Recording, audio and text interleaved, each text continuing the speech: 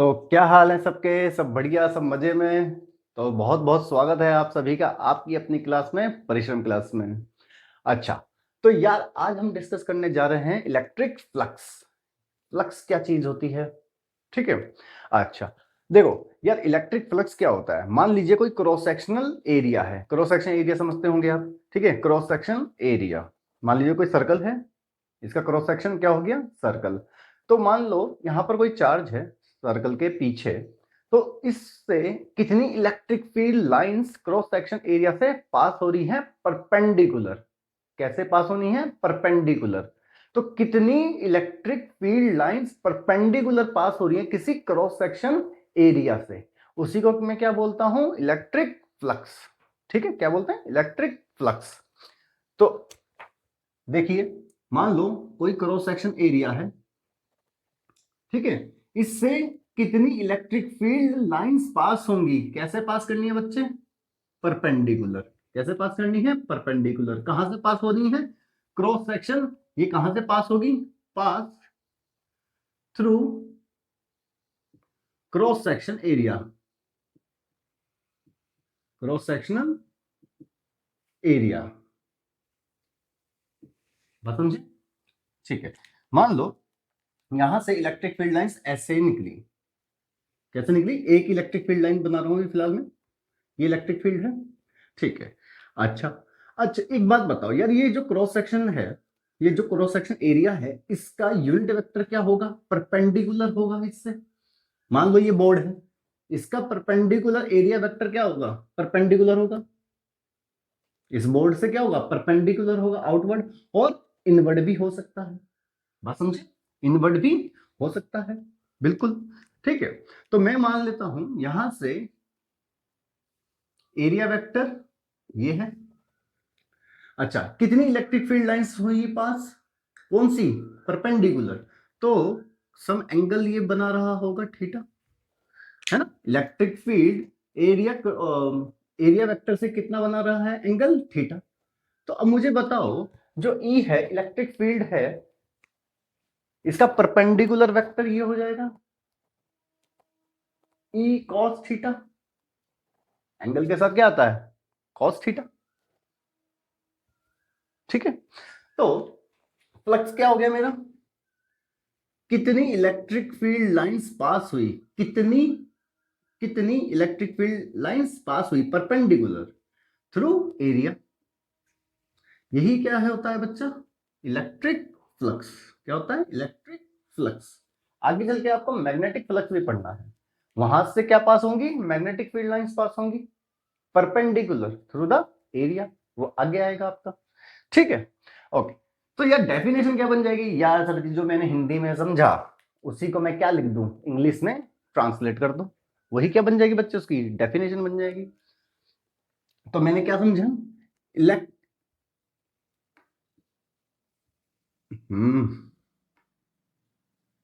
the amount of electric field lines passing perpendicular, important है, perpendicular पास होती है, perpendicular through through cross sectional area, through cross sectional area या surface, किसी surface. Surface क्या होता है? एरिया। अगर मैं पूछूं इस बोर्ड का सरफेस क्या है, इसका एरिया। बात समझे? सरफेस बोलो, एरिया बोलो, बात एक ही है, बात एक को ही है। ओके, ये डेफिनेशन हो गई इसकी। अच्छा, अब मुझे ये बताओ, ई इलेक्ट्रिक फ्लक्स, ठीक है, क्या होगा? ई परपेंडिकुलर क्या है बच्चा? ई परपेंडिकुलर क्या है? Cos theta.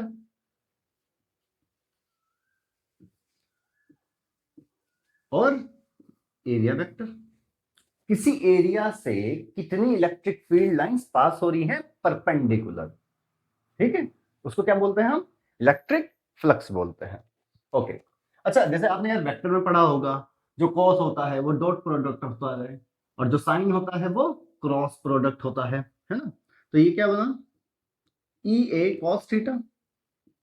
इसी को मैं क्या लिख सकता हूं, ई डॉट ए या ए डॉट ई। डॉट में तो कोई फर्क नहीं पड़ता, क्रॉस में फर्क पड़ता है ना, माइनस हो जाता। ओके। अच्छा, आपको ये भी पता होगा जो डॉट प्रोडक्ट होता है यार, ये क्या है, डॉट प्रोडक्ट। ये क्या है, डॉट प्रोडक्ट। ठीक है, जो डॉट प्रोडक्ट होता है वो क्या निकलता है मेरा, स्केलर या वेक्टर, स्केलर। स्केलर क्वांटिटी है ये बात समझे, यहां तक कोई प्रॉब्लम, बात समझे ना। कोई क्रॉस सेक्शन एरिया है, इससे कितनी इलेक्ट्रिक फील्ड लाइंस पास हो रही है परपेंडिकुलर। ठीक है, how much electric field lines passing through perpendicular from the area. ठीक है, कैसे भी बोल लो, बात तो एक ही है। ठीक है, नोट करो। अब एक बात बताओ सर, ऐसा यूनिट बच्चे निकाल, याद नहीं करना है कुछ भी, ठीक है ना, याद नहीं करना है। ओके। अच्छा, अब यार यूनिट इसकी क्या होगी, यूनिट क्या होगी यार, वो क्या होगा, ये इलेक्ट्रिक फील्ड है और एरिया है। इलेक्ट्रिक फील्ड की ऐसा यूनिट, सर जी भूल गए, कोई बात नहीं, भूल जाओ, बढ़िया है। फोर्स क्या होता है बच्चे, Coulomb's law. Electric field force upon charge, यार इसकी क्या हुई न्यूटन, और चार्ज की क्या होगी कूलम। तो ये क्या आ गया, न्यूटन पर कूलम। ठीक है। अच्छा, एरिया मीटर स्क्वायर। तो ऐसा यूनिट क्या होगी बच्चे, इलेक्ट्रिक फ्लक्स मैक्सिमम कब होगा और मिनिमम कब होगा, है ना। सर 0, 90, 180, 9 सब पे बताओ आप, किस पे बताओ, सब एंगलों पे बताओ, आओ। उसके लिए क्या करते हैं यार हम, हाँ, ग्राफ। क्या चीज, ग्राफ। एक बात बताओ, अगर मैं इलेक्ट्रिक फ्लक्स का ग्राफ बनाना चाहूं तो इसका ग्राफ किस पर डिपेंड कर रहा है, कॉस पर। किस पर, कॉस पर। तो इसका ग्राफ अगर मैं बनाना चाहूं, देखो कॉस का ग्राफ बच्चे कहां से कहां चलता है, +1 से -1, है ना, +1 से -1 कॉस। अच्छा, कॉस है तो +1 से -1, अब उसके आगे क्या लग गया, ई ए, तो ये कहां से कहां चलेगा, प्लस ई ए से माइनस ई ए, फिर ई ए से माइनस ई ए, बात समझे। तो इसका ग्राफ कहां से कहां चलेगा, ई ए से माइनस ई ए।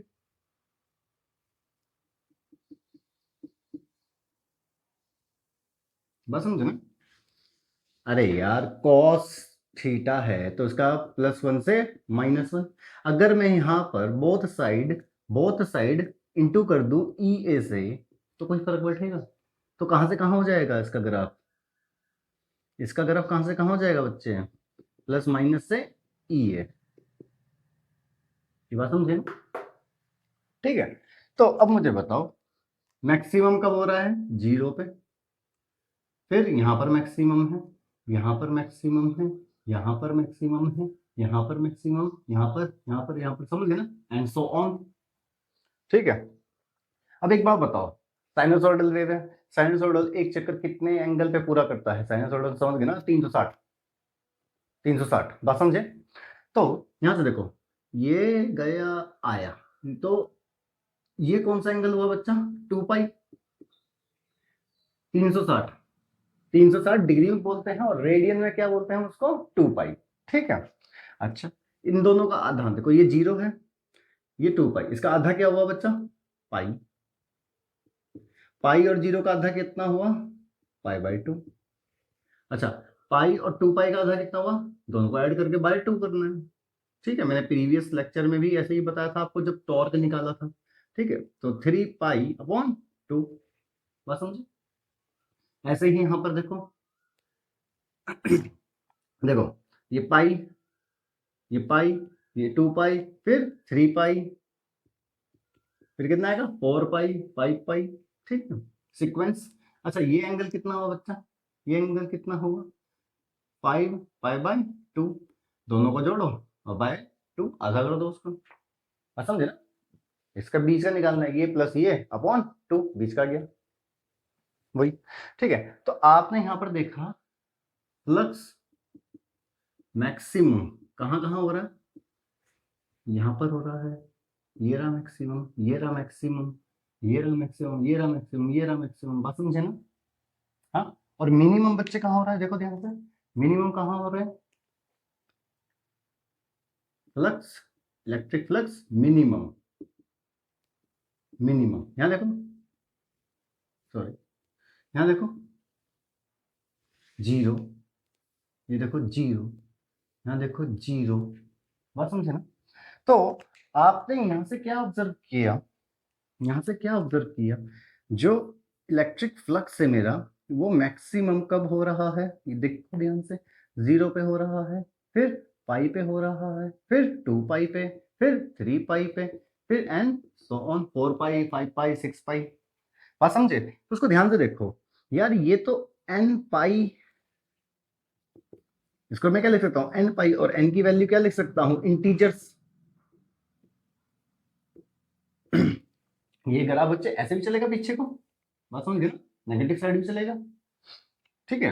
तो इंटीजर मतलब माइनस इनफाइनाइट से टू पॉजिटिव इनफाइनाइट, समझ गए ना, -10, -9, -8, -7 करते करते एंड सो ऑन 0, फिर 1 2 3 4 5 6 इंटीजर, समझ गए।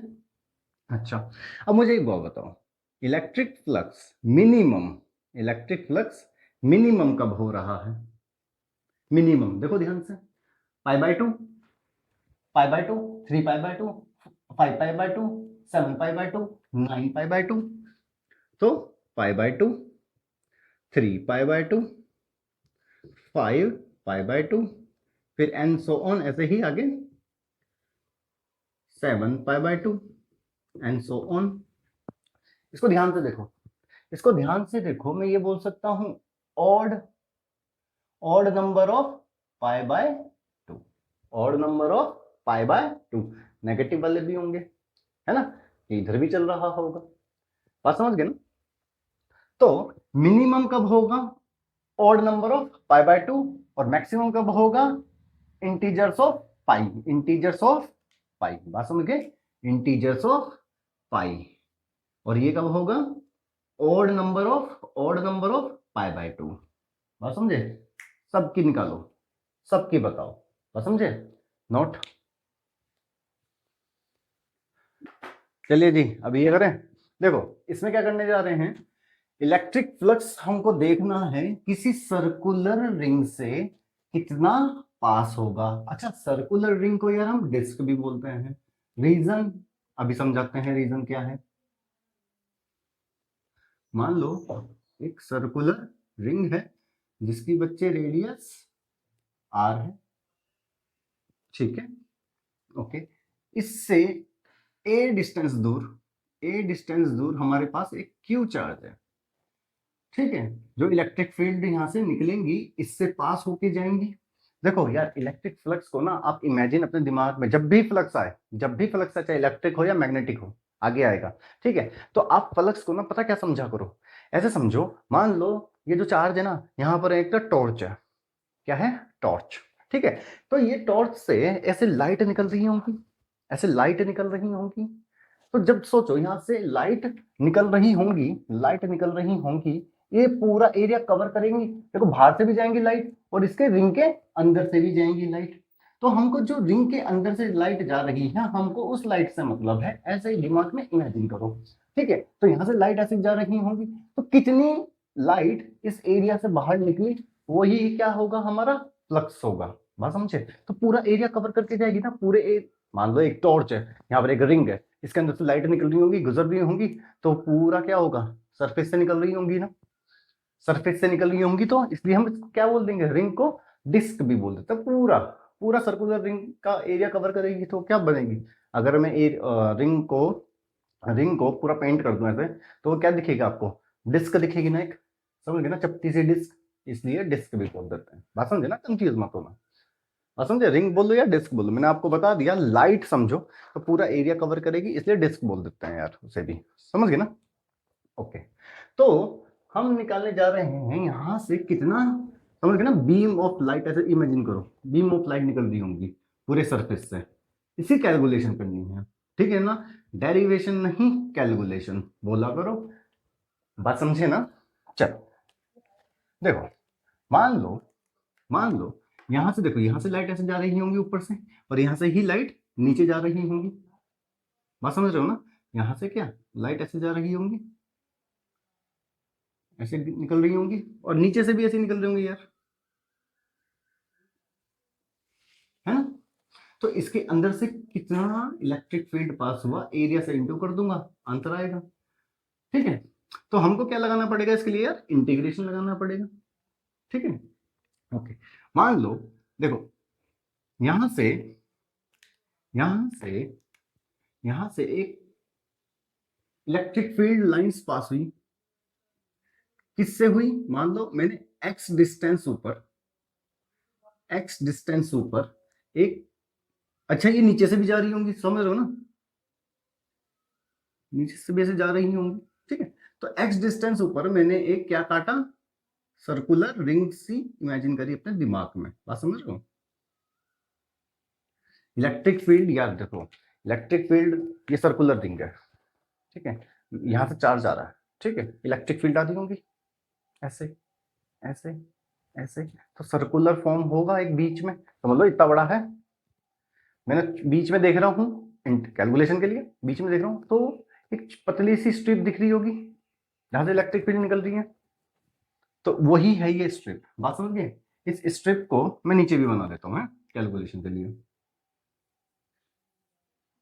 एक्स डिस्टेंस ऊपर मैंने एक सर्कुलर रिंग इमेजिन करी दिमाग में, जो है dx, एक्स डिस्टेंस ऊपर dx काटा मैंने यहां पर।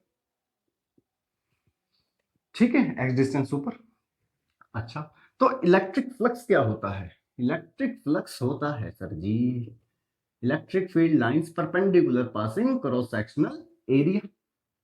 अच्छा ये बताओ, ये छुट्टुक सा माना ना मैंने, ये छुट्टुक सा माना, तो इसका एरिया कितना होगा? छुट्टुक सा एरिया होगा ना, नुन्नू सा।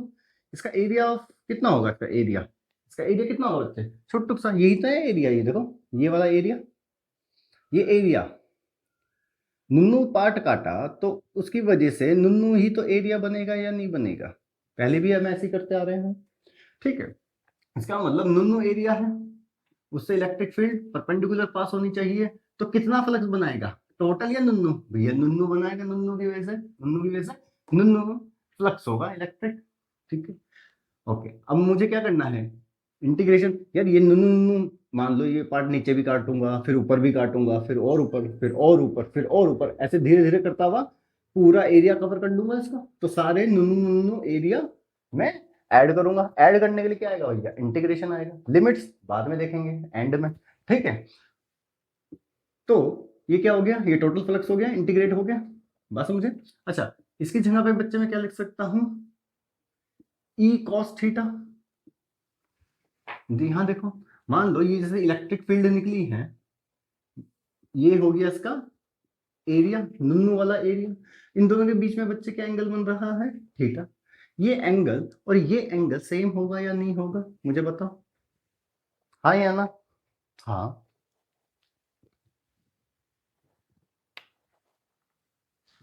ये बात समझ में आई? चलो, अच्छा, डॉट डी ए, कोई प्रॉब्लम ना जी ना? चलो आगे बात करते हैं। अच्छा, इलेक्ट्रिक फील्ड, इस पॉइंट पर इलेक्ट्रिक फील्ड क्या होंगी? इस चार्ज की वजह से होगी। पुराना कॉन्सेप्ट अपना वही, के क्यू अपॉन एल स्क्वायर। यहां से यहां तक कितना हो गया बच्चे? आर कर लेते, चलो उसको आर डिस्टेंस मान लूं।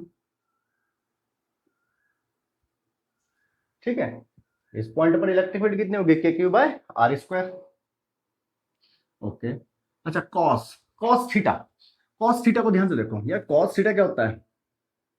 कॉस थीटा क्या होता है? पाकिस्तान भूखा प्यासा, हिंदुस्तान हरा भरा है, समझ गए ना? Base upon hypotenuse, base upon hypotenuse. अच्छा, बेस क्या है बच्चा? देख ध्यान से, और हाइपोटेनियस बता। हाइपोटेनियस है आर, हाइपोटेनियस क्या है? आर। ये ट्रायंगल दिख रहा है, ये ट्रायंगल दिख रहा है, आर। और बेस क्या है इसका? ए। क्या है? ए। तो मैं यहां क्या लिख सकता हूं? ए बाय आर। अच्छा, डी ए, अब डी ए की वैल्यू, ये तो कोस की वैल्यू, ये ई की वैल्यू। अब ए की बारी। एरिया क्या है यार, यही तो है नुन्नू वाला एरिया। अगर मैं इसको कैंची से कट कर दूं एक साइड, समझ गए ना, एक साइड कट कर दूं, इसको फैला दूं, तो फैल कर ये ऐसे स्ट्रिप दिखेगी मुझे, पट्टी दिखेगी। अच्छा ये कितना है dx, समझ लो यही तो है dx। कितना काटा था, dx काटा था। अच्छा लेंथ कितनी होगी यार, ये तो सर्कमफ्रेंस है, तो सर्कमफ्रेंस है तो 2 पाई r, सॉरी x, 2 पाई r है, और r की जगह मैंने क्या माना है x, तो 2 पाई x। तो एरिया क्या हो गया बच्चा, नुन्नू एरिया क्या हो गया, 2 पाई x डॉट dx। समझ गए, पुट कर दो 2 पाई x डॉट dx। ठीक है, अब जो कांस्टेंट घसीट दो बाहर, जो कांस्टेंट है घसीट दो बाहर, पता है अब क्या क्या कांस्टेंट है, k कांस्टेंट, q कांस्टेंट बाहर आ, a कांस्टेंट, लेंथ कांस्टेंट है। ठीक है, अच्छा 2 पाई कांस्टेंट, बाकी x देखो और r देखो। x देखो यार धीरे धीरे बढ़ोगे, x वेरिएबल है। r देखो जैसे जैसे यार x बढ़ेगा, r भी तो बढ़ेगा। मान लो यहाँ काटता तो यहाँ से यहाँ r होती, बात समझ गए ना। तो r भी मेरा क्या है, वेरिएबल है। भैया ये तो बाहर नहीं आएगा, dx अपॉन r क्यूब, यहाँ तो कोई दिक्कत ना। अच्छा अब r को देखो ध्यान से, यार देखो दो वेरिएबल है, इंटीग्रेशन एक है। ठीक है, तो मैं एक काम करूंगा, इसको x की फॉर्म में कन्वर्ट करने की कोशिश करूंगा। देखो r को मैं क्या लिख सकता हूँ, r को कहाँ लिखें, यहीं यहाँ लिखते हैं। r को मैं क्या लिखूंगा, पाइथागोरस, पाइथागोरस लगा लो। राइट एंगल ट्रायंगल दिख गया, मैंने बताया था राइट एंगल ट्रायंगल दिखे, ट्रिग्नोमेट्री या पाइथागोरस लगा लो। ठीक है, ट्रिग्नोमेट्री क्यों नहीं लगा रहे सर, भैया फिर थीटा आ जाएगा, थीटा भी तो वेरिएबल है, बात समझ गए ना, इसलिए पाइथागोरस लगा रहा हूँ अब। तो पाइथागोरस होगा ए स्क्वायर प्लस एक्स स्क्वायर का रूट, मतलब 1/2। पुट कर दो यहाँ पर के। अच्छा बच्चे के की वैल्यू मैं लिख दूं जरा, 1/4 pi epsilon not Q A 2 pi x D x upon, इसको क्या लिखूंगा, ए स्क्वायर प्लस एक्स स्क्वायर 3/2, 1/2 आएगा 3/2, समझ गए। अच्छा ये देखो, ये तो पाई से पाई मर गया, 2 से 2 ने इसको मारा तो नीचे आ गया 2, तो ये आया इधर Q A upon 2 epsilon not. ठीक है, अच्छा यहाँ पर देखो, अगर मैं इसको ध्यान से देखो, अगर मैं इसको अब इंटीग्रेशन है और कुछ भी नहीं है, अगर इसको टी मान लो, ऊपर की टर्म आ जाएगी। ठीक है ना, इंटीग्रेशन है भैया, मैं यहाँ कर रहा हूँ। ठीक है, ए प्लस एक्स को मैंने क्या मान लिया, टी, तो डिफ्रेंशिएट करूँ 2x dx equal to dt, तो x dx की जगह पे मैं क्या लिख सकता हूँ, dt/2, dt/2। तो बच्चे यहाँ पर क्या लिखूंगा मैं, dt/2 अपॉन, इसकी जगह क्या आएगा, t 3/2। इंटीग्रेट है और कुछ नहीं है। हाँ जी, Q A upon 4 epsilon naught, 2 और 2 4। ठीक है, एप्सिलॉन नॉट,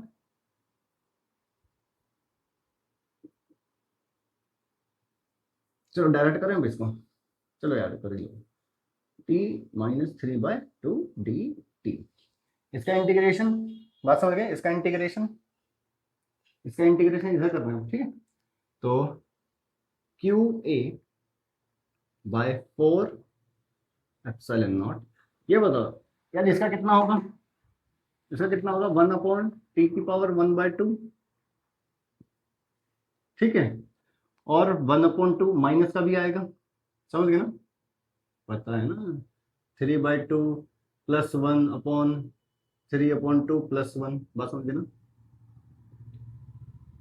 माइनस 1/2।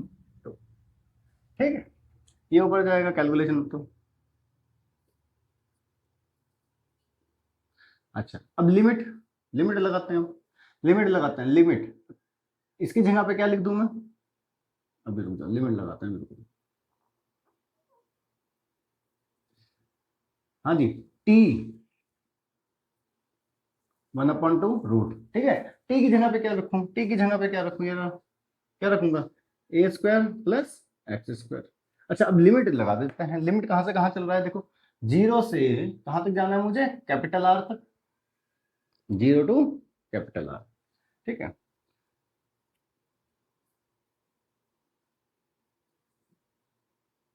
देखो जब आर रखूंगा तो क्या आएगा, root a square plus r square, minus जब इसकी एक्स की वैल्यू क्या हो जाएगी, 0, लोअर लिमिट, तो क्या हो जाएगा, रूट ए स्क्वायर, तो ए लिख दूं, कोई दिक्कत, यहां तो कोई प्रॉब्लम, ठीक है। अब ध्यान से देखो, ये माइनस अंदर ले जा रहा हूं, ठीक है, ए भी अंदर ले जाऊं,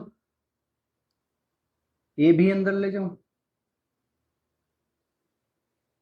ठीक है, कट गया। यहां पर क्या बचा, Q/2 एप्सिलॉन नॉट, 1 आगे ले आ रहा हूं, माइनस, अच्छा अब यह देखो, ये तो 1 आगे आगे, यह देखो A/√A² प्लस आर स्क्वायर, इसको ध्यान से देखो,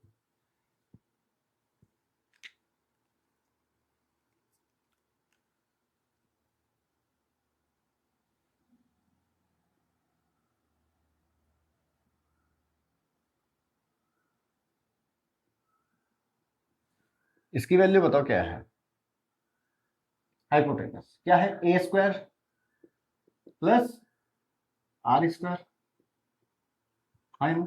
अच्छा मुझे बताना जरा कॉस थीटा, हाँ बच्चे मुझे बताओ कॉस थीटा, मान लो ये एंगल कितना है अल्फा, ये कितना एंगल है अल्फा, ये पूरा एंगल कितना है अल्फा, तो कॉस अल्फा की वैल्यू क्या होगी, base upon hypotenuse, cos alpha होगा बेस अपॉन हाइपोटेनस, बेस बता बच्चे कितना है, बेस कितना है ए, हाइपोटेनस कितना है, हाइपोटेनस इस ट्रायंगल का ए स्क्वायर प्लस आर स्क्वायर। तो एक बात बताओ, इसकी जगह पे, बात समझ गए, बात समझे, इसकी जगह पे मैं क्या लिख दूं, कॉस, कॉस अल्फा, बात समझे,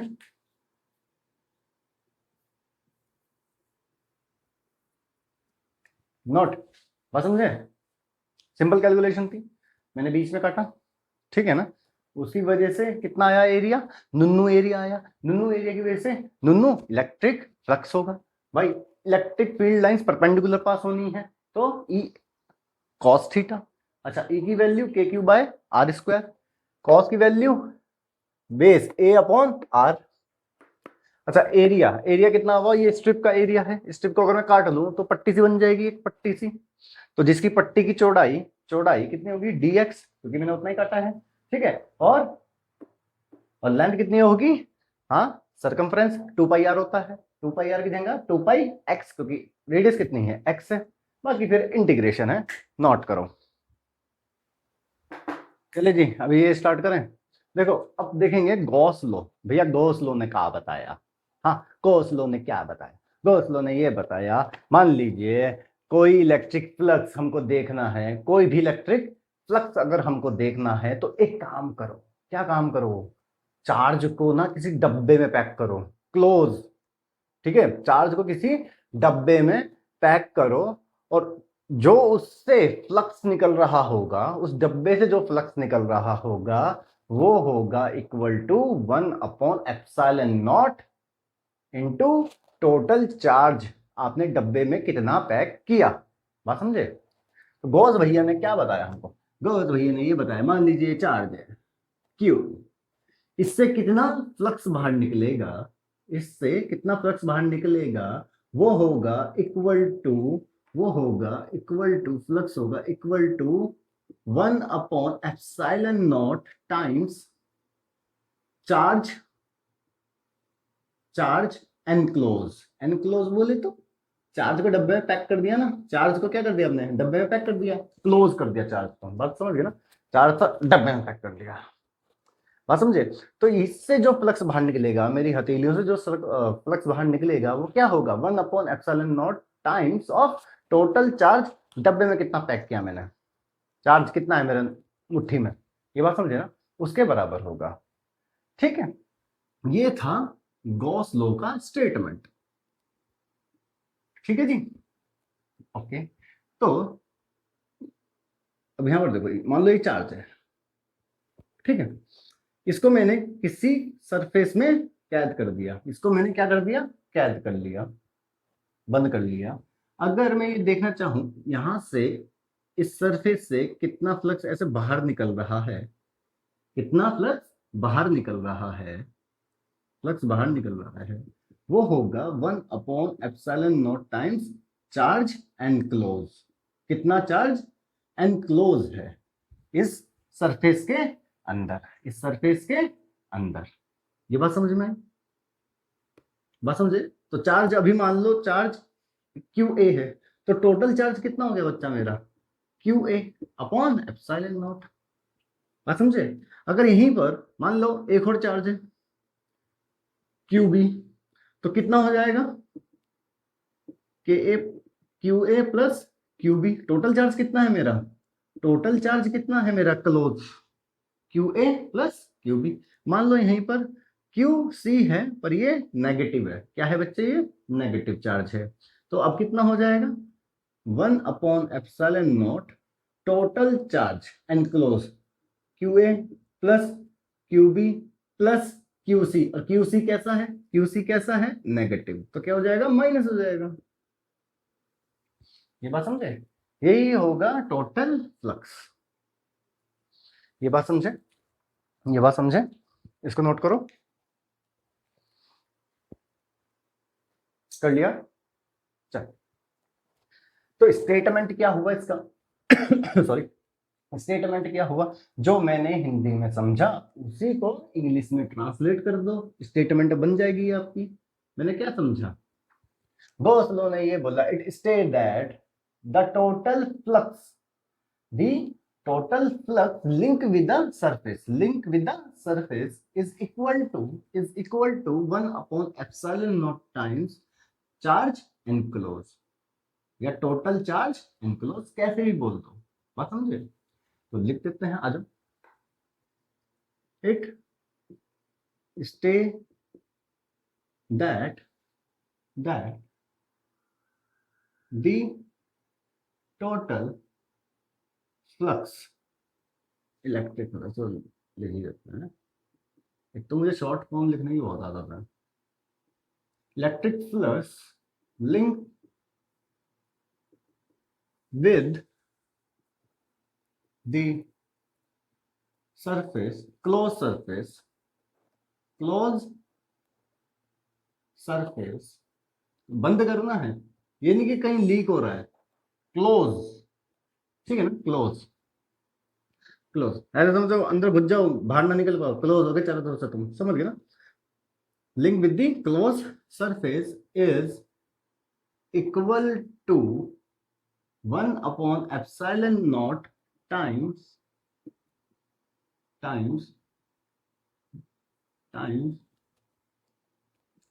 to the total charge enclosed by the closed surface। बात समझ गए ना, बात समझ गए? क्लोज सरफेस से कितना फ्लक्स बाहर निकलेगा वो डिपेंड करेगा कि क्लोज सरफेस के अंदर कितना चार्ज है, और 1/ε0 टाइम्स। बात समझे? नोट, चलिए जी करते हैं। अच्छा सर, ये गॉस भैया ने जो प्रूफ दिया हमें कि ऐसा होता है, इसका कुछ प्रमाण भी होगा, प्रूफ होगा इसका, ठीक है जी। प्रूफ कैसे प्रूफ करें इसका, चलो प्रूफ करते हैं इसका, ठीक। देखो मैंने अभी क्या समझा, जो टोटल फ्लक्स होगा एनक्लोज, वो किसके बराबर होगा, 1/ε0 टाइम चार्ज एनक्लोज, ठीक है। हाँ, अच्छा एक बात बताओ, अभी ये क्या है, इलेक्ट्रिक फ्लक्स है ना यार, ये क्या है, इलेक्ट्रिक फ्लक्स है ना ये। अभी इससे पहले इलेक्ट्रिक फ्लक्स क्या होता है, electric field lines passing perpendicular through the area of cross section, हाँ या ना बोलो। तो ये इसके भी इक्वल और ये किसके इक्वल,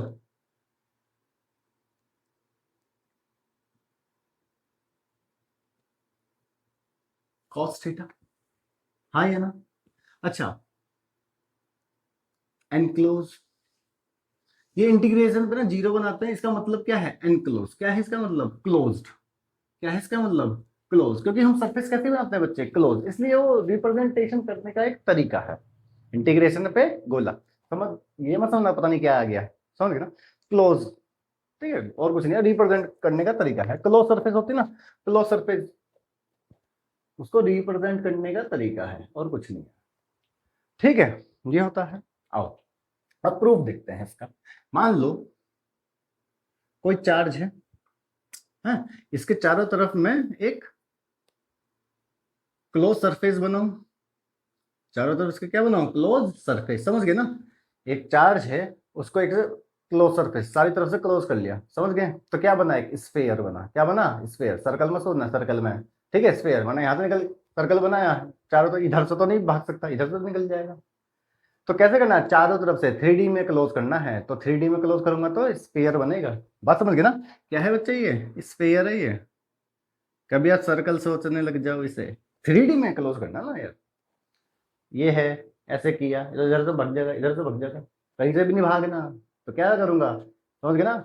एक फुटबॉल के अंदर पैक कर लो उसे। बात समझ गए ना? फुटबॉल में जैसे हवा भरी रहती है, वैसा चार्ज भरा हुआ है, ठीक है, ओके।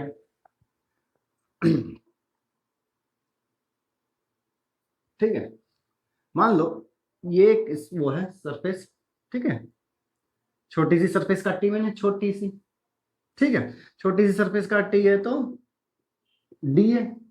छोटा सा सरफेस काटा तो नुन्नू सरफेस काटा, नुन्नू सरफेस की वजह से नुन्नू फ्लक्स होगा। बात समझ गए ना? इलेक्ट्रिक फील्ड लाइंस ऐसे निकल रही होंगी आपकी, ये बात समझ गए ना? बात समझे? तो नुन्नू सरफेस से इलेक्ट्रिक फील्ड निकल रही होंगी, तो नुन्नू सरफेस से या एरिया से बात एक ही है, तो नुन्नू फ्लक्स बाहर निकलेगा। भाई वो नुन्नू फ्लक्स क्या होगा? पता है ना? नुन्नू फ्लक्स क्या होगा? E D A cos theta, perpendicular. बात समझ गए ना? परपेंडिकुलर, ठीक है। अच्छा, इसका एरिया वेक्टर, एरिया का क्या होगा?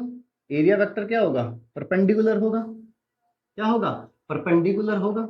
इन दोनों के बीच में थीटा कितना है? 0। बात समझ गए ना? एंगल कितना है? 0, दोनों के बीच में, दोनों सेम डायरेक्शन में, ठीक है। अच्छा, और हमको बोस भैया ने यही बताया, हाँ जी, बोस भैया ने यही बताया कि जो तो टोटल फ्लक्स होगा वो क्या होगा? 1/ε0 क्यू। यही तो बताया, यही बताया ना? हाँ, ठीक, यही तो बताया ना? हाँ, यही प्रूफ करना है हमको, ये प्रूफ करने जा रहे हैं। बात समझे? चलो, अच्छा, टोटल फ्लक्स। अच्छा, एक बात बताओ, इलेक्ट्रिक फील्ड, इलेक्ट्रिक फील्ड क्या होगी? 1/4πε0, हाँ जी, क्यू।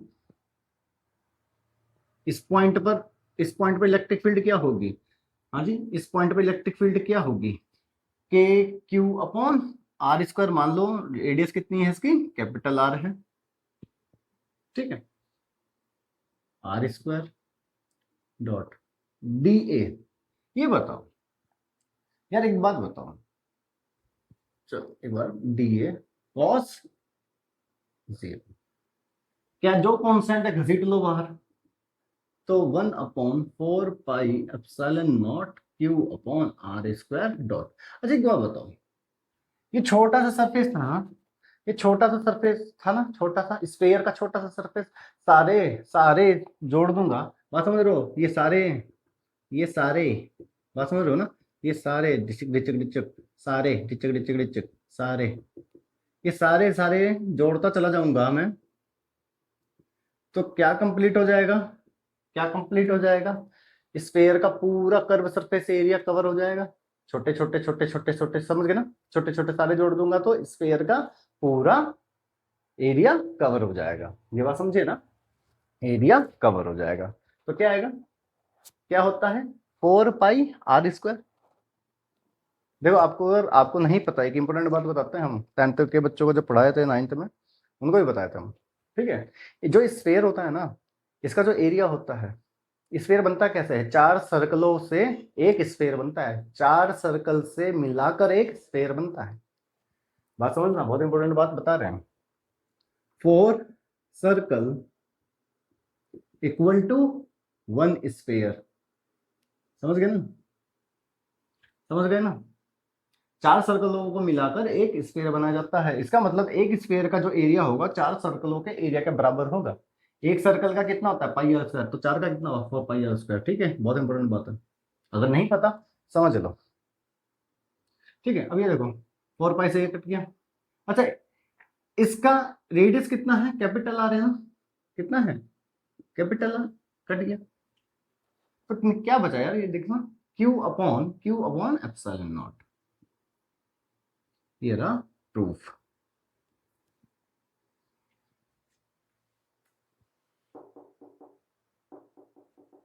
सॉरी, ठीक है, नोट करो यार। चलिए जी, स्टार्ट करें। देखो, मैंने कुछ यहाँ इंपॉर्टेंट बातें लिखी हैं गॉस लॉ से रिलेटेड। ठीक है, तो एक एक करके सबको समझते हैं, डिकोड करते हैं थोड़ा। ठीक है, जैसे पहला है यार, गॉसियन जो लॉ है is applicable for any close surface. ठीक है, उसे कोई फर्क नहीं पड़ता आपने उसकी शेप कैसी बनाई है, गॉसियन लॉ वहां पर एप्लीकेबल होगा। ठीक है, दूसरा, the close surface we make around the charge. We make around the charge, जैसे चार्ज है, इसके अराउंड में कैसा भी शेप बना रहा हूं, जो शेप बना रहा हूं उसको बोलते हैं क्या है? गॉसियन सरफेस बोलते हैं। क्या बोलते हैं? Gaussian surface. जो ये बना रहे हो ना चार्ज के अराउंड, आप जो भी बना रहे हो शेप एनक्लोज, तो उसको क्या बोलते हैं? गॉसियन सरफेस बोला जाता है। बात समझे? ठीक है, अगला, electric flux link with the close surface. ठीक है, उसको कोई मतलब नहीं है कि एरिया उस सरफेस का क्या है। जैसे मान लो ये क्यू चार्ज है, ठीक है, इसको मैंने एक गॉसियन सरफेस में पैक कर दिया, तो इसका फ्लक्स, इसका इलेक्ट्रिक फ्लक्स कितना होता है? 1/एप्सिलॉन नॉट क्यू एनक्लोज। ठीक है, तो एक बार बताओ, जो इलेक्ट्रिक फ्लक्स है, इलेक्ट्रिक फ्लक्स है, वो एरिया पे डिपेंड करता है क्या? नहीं। वो किस पे डिपेंड करता है? कि चार्ज कितना है उसके अंदर, सरफेस के अंदर चार्ज कितना है। सरफेस पे कोई मतलब नहीं है उसे। उसे किससे मतलब है? कि आपने जो क्लोज सरफेस बनाई है उसके अंदर कितना चार्ज है, उस पर डिपेंड करता है क्या? Electric flux. Electric flux, electric flux. ठीक है, अच्छा, अब यहां पर देखो, if dielectric is used, dielectric is used, तो जो इलेक्ट्रिक फ्लक्स होगा ना यार, जो इलेक्ट्रिक फ्लक्स होगा वो के टाइम, के मान लो इसकी परमिटिविटी कुछ होगी, डाइलेक्ट्रिक की परमिटिविटी कुछ होगी के, तो वो उतना ही टाइम्स क्या हो जाएगा? डिक्रीज हो जाएगा। तो electric flux is decrease. Arrow नीचे है मतलब डिक्रीज। क्यों होगा ऐसा? क्यों होगा? आओ, बेसिक अगर क्लियर है तो ये भी बात अभी समझ में आ जाएगी। देखो, जब मैंने आपको स्टार्टिंग में पढ़ाया था तो वहां पर परमिटिविटी के बारे में अच्छे से एक्सप्लेन किया था। परमिटिविटी क्या होती है? ठीक है, परमिटिविटी क्या होती है? परमिटिविटी अलाउ करती है इलेक्ट्रिक इंटरेक्शन को होने में दो चार्जेस के बीच में। अगर मैं परमिटिविटी लगा दूं तो इन दोनों के बीच में इलेक्ट्रिक इंटरेक्शन होना थोड़ा कम हो जाएगा। मतलब एक दूसरे पर ये फोर्स जो लगा रही हैं वो क्यों लगाते हैं? इलेक्ट्रिक फील्ड की वजह से लगाती हैं।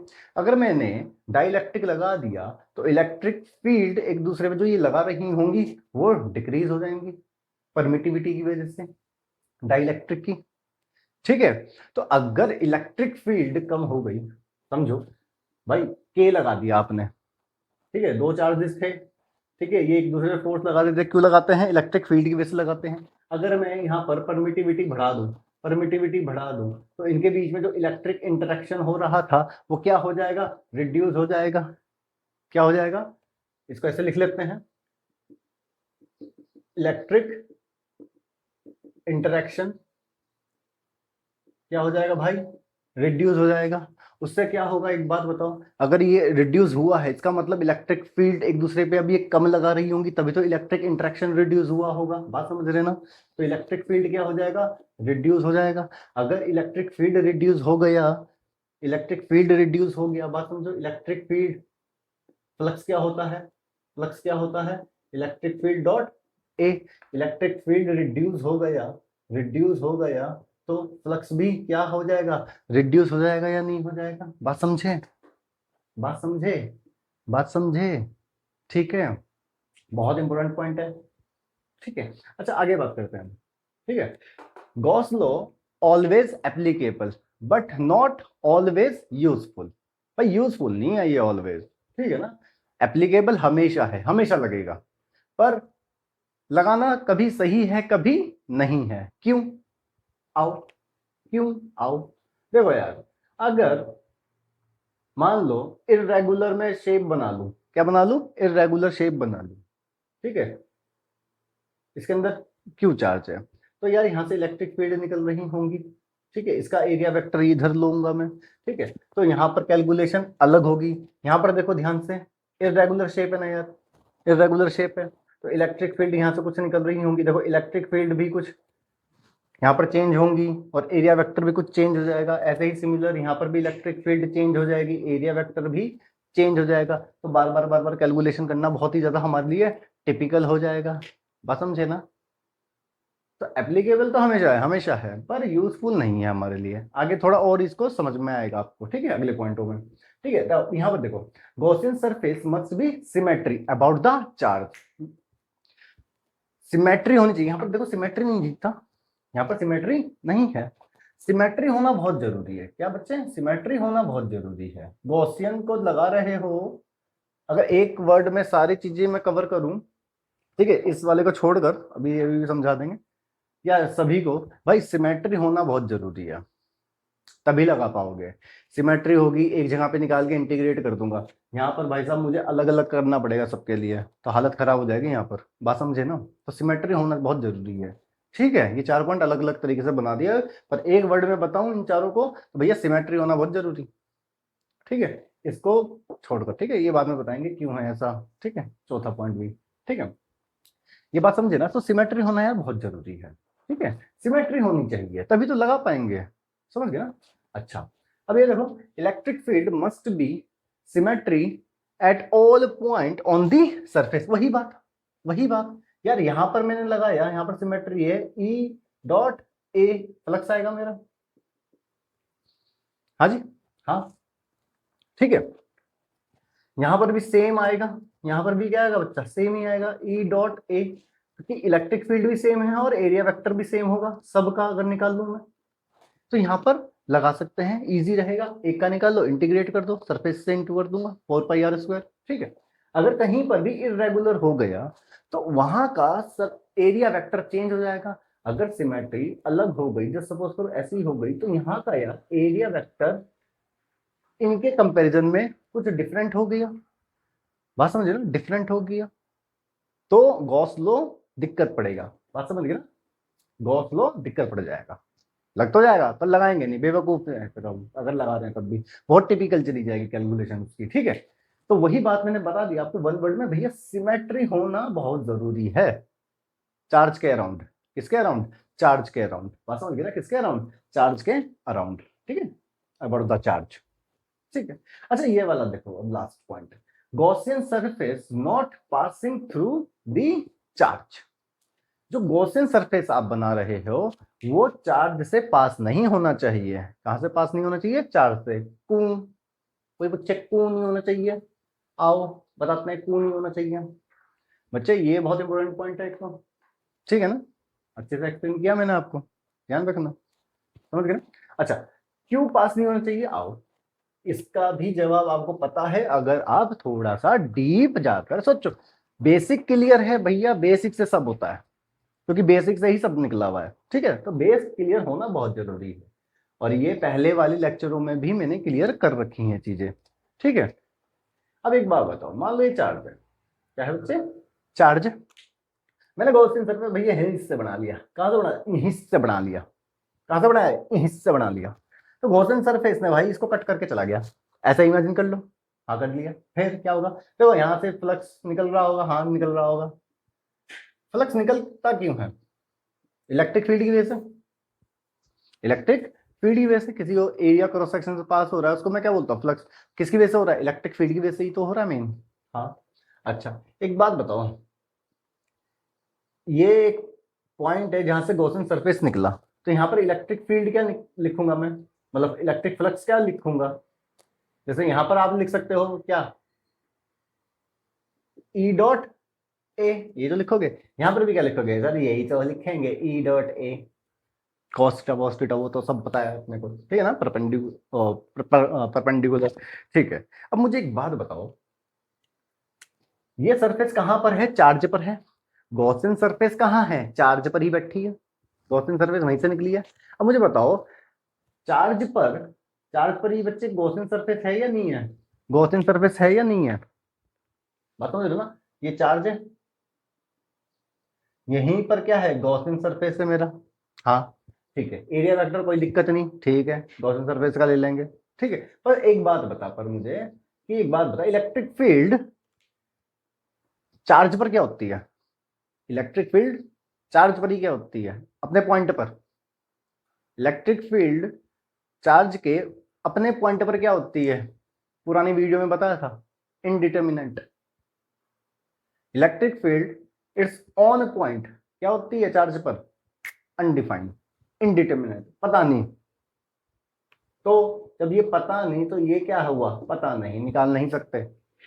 तो इसीलिए Gaussian surface not passing through the charge. क्यों भैया? इलेक्ट्रिक फील्ड इनडिटर्मिनेंट हो जाती है वहां पर। इलेक्ट्रिक फील्ड क्या हो जाती है बच्चे?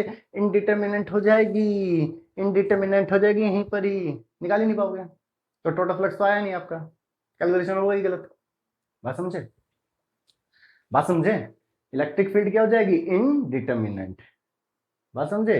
नहीं पता, इनडिटर्मिनेंट, नॉट। चलिए जी, आज का लेक्चर करते हैं यहीं पर समाप्त। अगले लेक्चर में लेकर आएंगे गॉस लॉ की एप्लीकेशंस, कैलकुलेशंस। ठीक है, तो तब तक पढ़ाई करते रहो, मौज मारते रहो। See you in the next lecture.